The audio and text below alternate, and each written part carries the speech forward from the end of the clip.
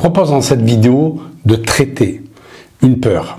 Je vais te demander de choisir ta peur la plus importante.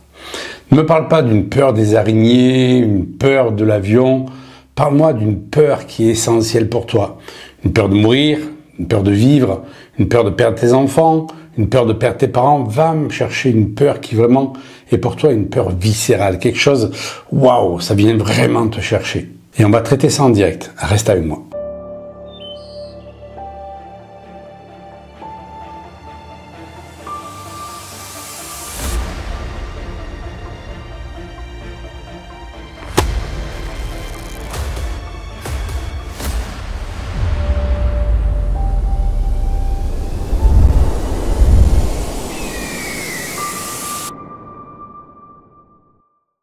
Pour ma part, la peur la plus importante pour moi, c'était la peur de perdre mes enfants. La peur qui meurt.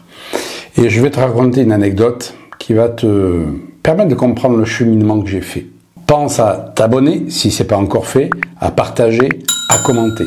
Je suis Yannick Vérité, créateur de la bioénergie quantique et j'accompagne les hommes et les femmes à créer une vie plus riche de sens à travers mes vidéos, mes programmes, mes accompagnements. Pendant longtemps, j'ai eu la peur de perdre mes enfants. Et il y a 2 ans, en fait, mon second fils a eu un accident de moto important. Fracture du bassin, commotion cérébrale, fracture du poignet. Et donc j'ai eu très peur de le perdre, surtout quand on t'appelle le soir en te disant votre fils est à l'hôpital, il a eu un accident de moto et on ne sait pas encore les dégâts qu'il y a. Je te dis pas le flip que tu as. Et en fait, pris par l'angoisse, par la peur, par l'émotion, à un moment donné, quand tout ça est retombé, je me suis dit, ok, et s'il était mort? Et s'il était mort? Comment ça se produirait pour toi? Et j'ai commencé à envisager le pire scénario. Et souvent, quand tu as peur, on te dit, ne pense pas à ta peur, n'aie pas peur, n'écoute pas ta peur, ne pense pas au pire. Et bien là, c'est contre-intuitif ce que je te demande, c'est que tu vas justement penser très fortement à la peur que tu as choisi. Et qu'est-ce qui se passerait si l'objet de ta peur se produisait? Tu as peur de perdre tes enfants, tu as peur de te séparer, tu as peur que tes parents meurent, tu as peur de mourir peut-être ou d'autres peurs, tu as peur d'échouer. Qu'est-ce qui se passe dans ta vie si ça se produit en fait?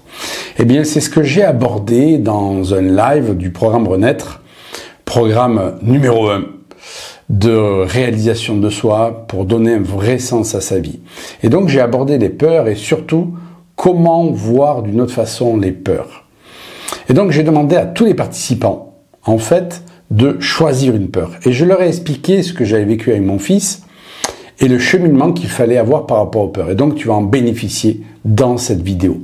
Alors écoute-moi bien et reste avec moi. Donc je me replonge dans le fait de me dire ok, tu perds ton fils, qu'est-ce qui se passe pour toi dans ta vie? Alors bien entendu que tu es hyper malheureux, tu as une douleur insoutenable, tu vas être dans le manque, dans la tristesse, etc. Bien entendu. Et au final, qu'est-ce qu'il en advient de ta vie? Eh bien, tu continues ta vie autrement. Et c'est ce terme qui est important, autrement. Parce que ce autrement, en fait, on ne sait pas comment il est. On n'arrive pas à l'envisager. Et comme on n'arrive pas à l'envisager, il y a une zone d'insécurité et c'est ce qui nous fait peur. On n'a pas peur du passé. On n'a pas peur de quelque chose qui s'est déjà déroulé. Pourquoi? Parce qu'on connaît les tenants et les aboutissants. On a peur de quelque chose qui est peut-être dans le présent, mais avec une projection dans le futur. Pourquoi? Parce que c'est la zone d'inconnu. Et tout ce qui est inconnu, eh bien, notre cerveau reptilien le traite sous forme de potentiel danger. Et en fait, dans les peurs, il y a 5% des peurs qui sont des peurs réelles. Tu vas dans la savane africaine et tu te balades la nuit, sans fusil, sans rien. Tu as peut-être peur de te faire croquer par un lion. C'est une peur qui est réelle. Ok? Mais 95% de nos peurs sont des peurs qui n'atteignent pas en fait notre intégrité. Si tu as peur de perdre quelqu'un, ta vie n'est pas en danger. On est bien d'accord. Donc on appelle ça une peur imaginaire. Et en fait, nous sommes manipulés par ces peurs. Et on dit que la peur, c'est une émotion négative. Non, non, non, non, non. La peur est l'émotion la plus intelligente qui soit. Pourquoi? Parce que la peur, elle va nous parler de nous. Écoute-moi bien, je vais t'expliquer comment ça se déroule. La vie continue, mais autrement. Et c'est comment c'est autrement? En fait, je ne sais pas. Et c'est ça qui me fait peur, en fait. Et quand on subit une séparation, qu'on a peur de se séparer, qu'on a peur d'échouer, qu'on a peur de se casser la figure dans une affaire, on a peur de perdre quelqu'un, etc. Qu'est-ce qui se passe? Eh bien, on ne sait pas comment on va continuer notre vie autrement.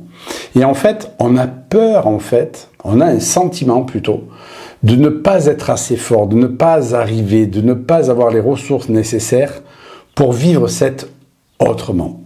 Et c'est intéressant d'envisager cet autrement, même si on n'a pas une image précise, mais se dire, tiens, qu'est-ce qui va arriver? Qu'est-ce qui pourrait arriver si l'objet de ma peur se produit? Et en fait, c'est vraiment la première étape, c'est d'aller jusqu'au bout de la peur. Écoute ta peur parce qu'elle a un message très important pour toi, dans le sens où elle vient te parler de ce sentiment de ne pas être à la hauteur, de ne pas être assez fort, d'être faible, de ne pas savoir faire, de ne pas avoir le mode d'emploi, de ne pas arriver, en fait, à vivre cet autrement. Et donc, je suis en train de partager cette expérience dans le groupe Renaître, dans un live. Et là, je demande aux participants leur peur. Et il y a une participante qui me dit, voilà, moi, ma peur, c'est de perdre mon fils à cause de sa copine qui l'éloigne de nous. Je dis, ok, super, va au bout de ta peur. Va au bout. C'est-à-dire que ton fils, voilà, il te parle plus. Qu'est-ce qui se passe pour toi dans ta vie? Là, elle me dit, ben, ça va être super dur, ça va m'arracher le cœur, etc. Ok, donc c'est continuer ta vie autrement. Et qu'est-ce que tu peux faire de ça? Et là, elle a commencé à trouver des options positives. Des options positives en se disant, ben, je vais m'occuper davantage de moi, je vais peut-être parler de mon expérience, de ma douleur, pour inspirer d'autres personnes, etc. On peut trouver après plein d'autres pistes. Je dis, ok, ben là, tu vois, tu as la vision, ce qu'on appelle la vision de forme. Et ça, c'est un enseignement qui est dans Renaître. La vision de forme, c'est quelque chose m'arrive, j'ai une peur, et cette peur engendre des émotions négatives, et c'est ok. Pourquoi? Parce que par rapport à cette fille, tu es en colère. Pour toi, c'est une petite merdeuse de 20 ans, d'accord, qui éloigne ton fils de toi, donc c'est une petite merdeuse qui vient te pourrir la vie, et donc ça, c'est la vision de forme.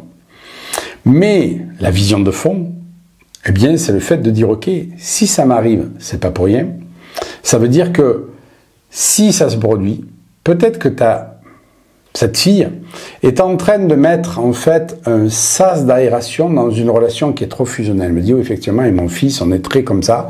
Ben voilà, ce qui se produit, c'est qu'elle est en train en fait de donner des armes à ton fils pour qu'il puisse se séparer un peu de sa mère. Et donc c'est quelque chose de super positif qui arrive là, même si c'est pas agréable à vivre.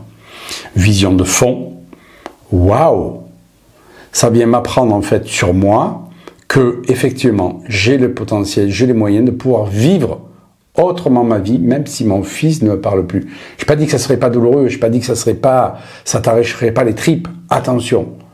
Mais tu as peut-être en toi les moyens, je dirais les capacités de pouvoir vivre autrement, de pouvoir vivre autre chose. Et elle me dit, ouais, effectivement, je n'avais pas pensé à ça.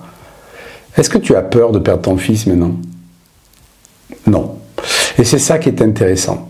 C'est que la peur vient nous parler de nous. Je vous parle de ces peurs qui sont imaginaires, qui, quelque part où notre intégrité physique n'est pas en jeu. La peur de se séparer dans un couple, d'accord? La peur de perdre quelqu'un. Je ne sais pas comment je vais continuer à vivre sans cette personne. Et en fait, c'est cet autrement, je ne sais pas ce qu'il est.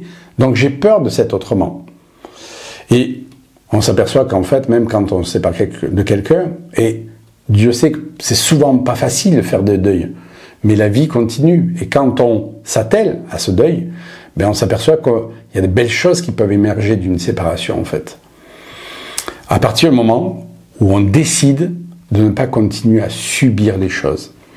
Donc vraiment, je me ressens sur cette peur, en fait, à savoir que la peur vient nous parler de ce sentiment que l'on a, que l'on n'est pas capable d'affronter sa vie autrement. Donc envisagez le pire. Et donc il y a une autre peur qui a été traitée comme ceci, sur la peur d'une participante de perdre son mari qui a un cancer, de la peur d'une autre participante qui a peur de perdre son père qui est effectivement une rechute dans un cancer. Ok, Mais la logique fait que on part tous un jour, on meurt tous un jour. Pourquoi on a peur de ça? Parce qu'en fait, il y a cet inconnu. Et donc, j'ai demandé à ces deux personnes d'envisager le pire. Ok, ton mari disparaît, ton père disparaît, qu'est-ce qui se produit? Mais bien sûr, j'ai de la peine, ça m'arrache le cœur, j'ai de la tristesse, je vais avoir du manque, et tout ça, c'est ok. Et tout ça, c'est ok, c'est vraiment, je prends ce paquet-là, c'est la vision de forme, et je ne la rejette pas. Mais vision de fond, c'est que je vais trouver les moyens, en fait, de pouvoir vivre autrement. Ça ne veut pas dire que je ne penserai plus à la personne, ça ne veut pas dire qu'elle ne me manquera pas, ça veut dire que je vais continuer ma vie autrement. Et donc, dans toute peur, moi, je vous invite vraiment à envisager le pire comme j'ai fait moi pour mon fils. Et je vous assure que maintenant, à ce jour, je n'ai plus peur de perdre mes enfants. Je n'ai plus peur de perdre mon fils, même s'ils font tous les deux de la moto. Je me dis, je trouverai les moyens de vivre autrement si l'un disparaît. Et c'est vraiment ce que j'ai envie, moi aussi, d'enseigner à mes enfants et aux personnes, notamment à travers ces vidéos, c'est que la peur est une émotion très intelligente. Pour moi, c'est la plus intelligente parce qu'elle vient nous parler, en fait, de la capacité que l'on a à avoir foi en soi, à avoir l'estime en soi, à reconnaître ses capacités de rebondir, à avoir cette résilience, en fait. Elle vient nous parler de ça. Donc, si vous êtes soumis à des peurs très importantes, c'est que vous n'êtes pas connecté à cette potentialité. Et c'est important d'aller la chercher en allant envisager le pire. Alors, bien entendu qu'il va y avoir des émotions, le cœur qui bat, de la transpiration, etc., peut-être des angoisses. Et heureusement qu'il y a les thérapies aussi pour traiter ça, bien entendu. Mais c'est important aussi de cheminer soi-même à ne pas vouloir éviter la peur. Parce que, comme je l'ai dit, cette peur, c'est important de la regarder yeux dans les yeux et de lui dire « Qu'est-ce que tu as à me dire? Vas-y, je t'écoute, enseigne-moi. » J'espère que cette vidéo vous aura été utile. Si vous voulez aller plus loin, il y a le programme Renaître qui aborde effectivement tous les thèmes de la vie, tous les aspects de la vie, tous les domaines de la vie, sous la vision de forme dont je vous ai exposé, la vision de fond. Je vous dis à tout bientôt pour une prochaine vidéo. Ciao, ciao, prenez soin de vous.